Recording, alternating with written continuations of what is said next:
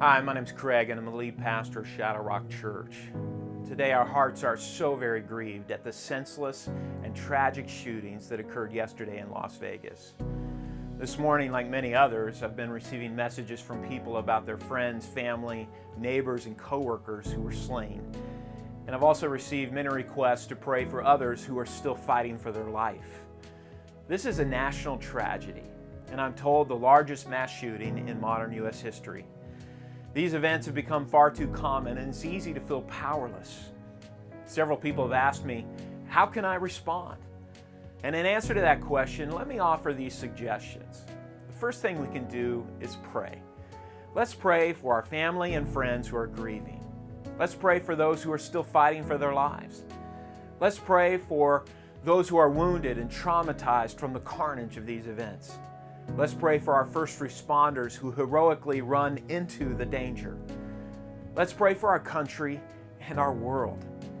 This Wednesday, October the 4th at 7 p.m., Shadow Rock Church will be open and we're going to gather together and pray. We want to invite you and our entire community to come together and pray with us. Psalm 46 describes God as a refuge and strength and an ever-present help in times of trouble.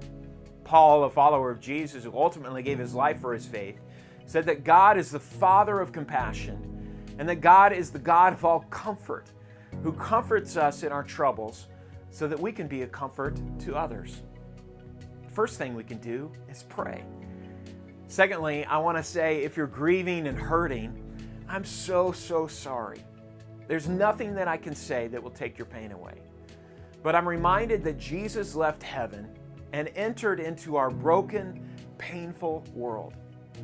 The Bible describes Jesus as a person who was despised and rejected, a man of sorrow and acquainted with grief. Jesus expressed the love and sincerity of God by ultimately dying on a cross for you. He entered into our pain 2,000 years ago, and He's been doing it ever since. One of the first recorded public statements of Jesus was, "Blessed are those who mourn, for they will be comforted." If you're hurting, invite Jesus into your pain, and He will give you grace and comfort that no one else can. The last thing we can do is turn and hug our kids, our spouse, and our friends. To look at them in the eye and tell them that we love them.